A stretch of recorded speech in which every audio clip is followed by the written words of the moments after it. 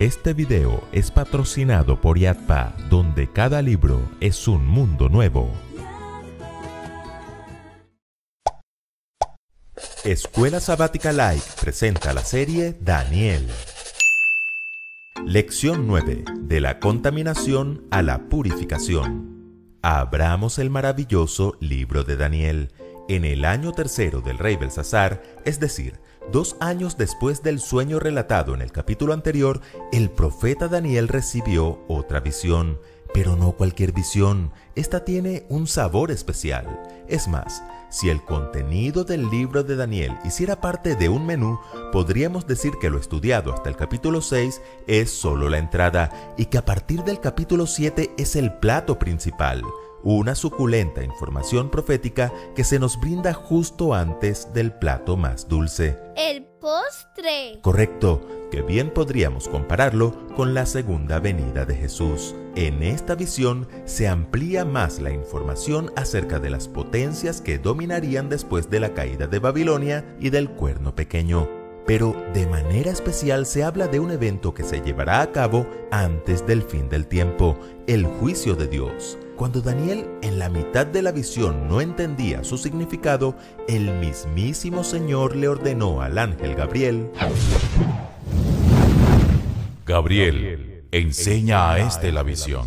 Y siglos más tarde, Jesús instó a sus discípulos a que estén muy atentos a las profecías del capítulo 8 de Daniel. Así que, sin más preámbulos, pasemos a la pregunta de esta semana. ¿Cuál es el propósito de Dios al dar esta nueva visión a Daniel? En primer lugar, reafirmar la profecía de los imperios sucesivos. En la visión, Daniel estaba junto al río Ulai. De pronto, Daniel ve un carnero con 2 cuernos.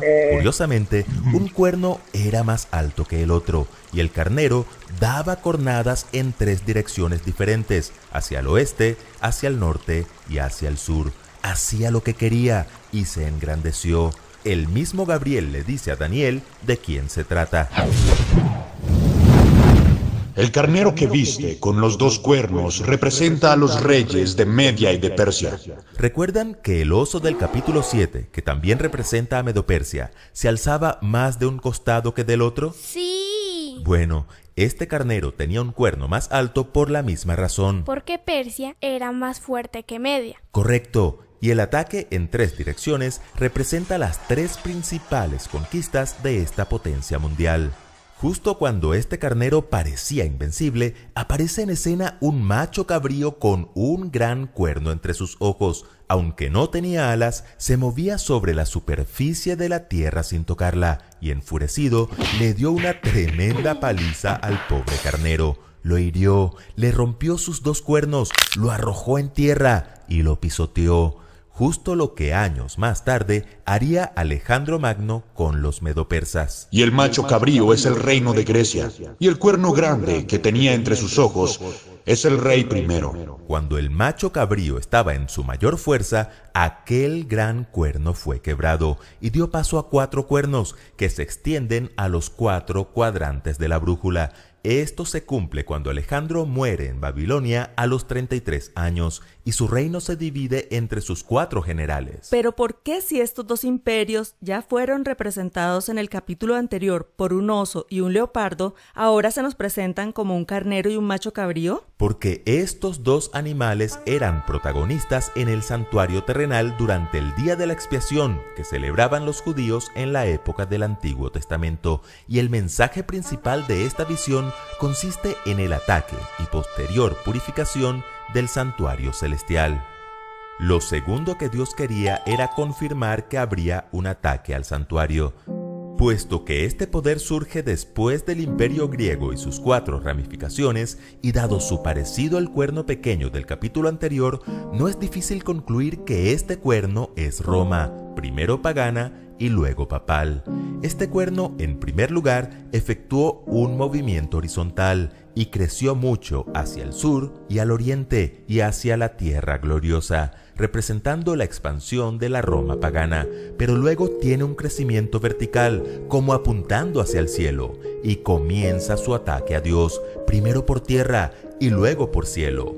parte del ejército y de las estrellas echó por tierra y las pisoteó, una clara alusión a los miles de cristianos que fueron asesinados durante los 1260 años de supremacía papal. Se engrandeció contra el príncipe de los ejércitos y por él fue quitado el continuo sacrificio y el lugar de su santuario fue echado por tierra.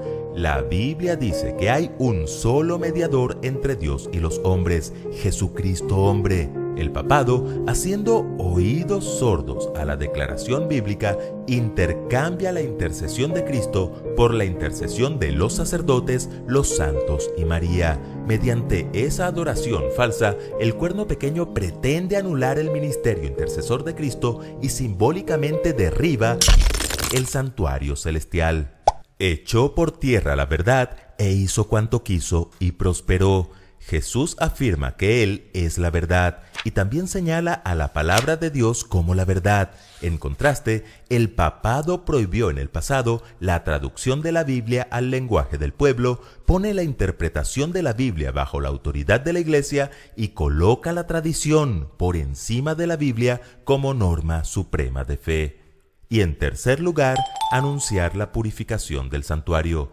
Luego del devastador ataque del cuerno, Daniel escucha a un ser celestial preguntarle a otro: ¿Hasta cuándo durará la visión del continuo sacrificio y la prevaricación asoladora, entregando el santuario y el ejército para ser pisoteados? Hasta 2300 tardes y mañanas. Luego, el santuario será purificado. Para entender este mensaje, debemos tener presente que la purificación del santuario que se menciona aquí está relacionada con la escena del juicio descrita en la visión anterior. La del anciano de día sentado en su trono. Y la llegada de Jesús a su presencia. Correcto.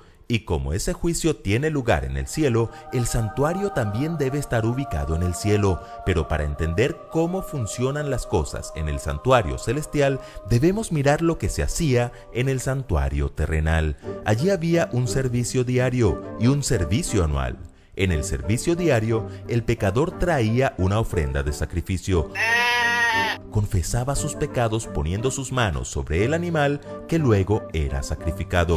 Una parte de esa sangre era llevada por el sacerdote al interior del santuario y rociaba con ella el velo que dividía el lugar santo del lugar santísimo. De esta manera, simbólicamente, se transfería el pecado del pecador al animal y del animal al santuario. Pero esto ocurría día tras día, llenando simbólicamente al santuario de pecados, y por eso se hacía necesario un servicio anual para purificarlo.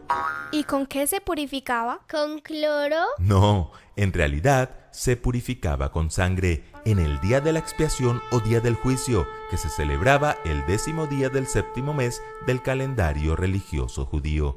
La purificación del santuario involucraba a 2 machos cabríos o 2 chivos, que es lo mismo. Uno era para el Señor y el otro era el chivo expiatorio. El del Señor era sacrificado y el sumo sacerdote llevaba su sangre hasta el lugar santísimo. Con ella rociaba el propiciatorio que estaba sobre el arca del pacto, símbolo del trono de Dios. Después del sacrificio del macho cabrío del Señor, al chivo expiatorio se le transferían simbólicamente todos los pecados acumulados del santuario y era enviado al desierto como un camión de basura ritual que se llevaba los desechos tóxicos hasta la muerte. Eso era en el santuario terrenal. ¿Y por qué el santuario celestial también necesitaba ser purificado? Aquí está la clave. Dios le dijo a Moisés que el santuario terrenal era una especie de copia a menor escala del santuario celestial. Y el libro de Hebreos añade que no entró Cristo en el santuario hecho de mano, figura del verdadero, sino en el mismo cielo para presentarse ahora por nosotros en la presencia de Dios. Por analogía, podemos decir que los pecados confesados por todos los que hemos aceptado a Jesús a lo largo de los siglos han sido acumulados en el santuario celestial, por lo que, tal como en el terrenal, éste necesita un día de juicio para ser purificado. ¿Y cuándo sería ese día de juicio? El juicio comenzaría después de los 2300 días que escuchó Daniel, pero cuando el ángel Gabriel se disponía a decirle el momento exacto del inicio de este periodo profético, Daniel no aguantó tanto voltaje. Se desmayó, se enfermó y al ángel le tocó interrumpir su explicación. Pero no se preocupen, en el próximo capítulo Gabriel volverá y podremos descubrir exactamente en qué fecha comenzó el juicio en el cielo. Por lo pronto debemos tener claro que ese juicio investigador hace parte del plan de salvación de Dios en favor de la humanidad. La tía Elena así lo confirma.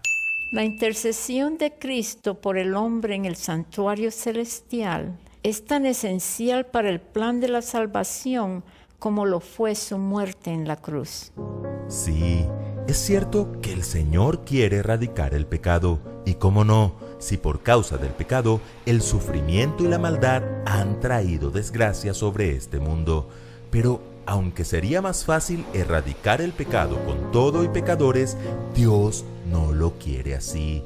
Antes de erradicar el pecado, quiere salvarnos, quiere que entendamos que Él tiene un plan, que Cristo dio su vida en la cruz en sacrificio por nosotros y que con su sangre, con su preciosa sangre, quiere darnos salvación y vida eterna.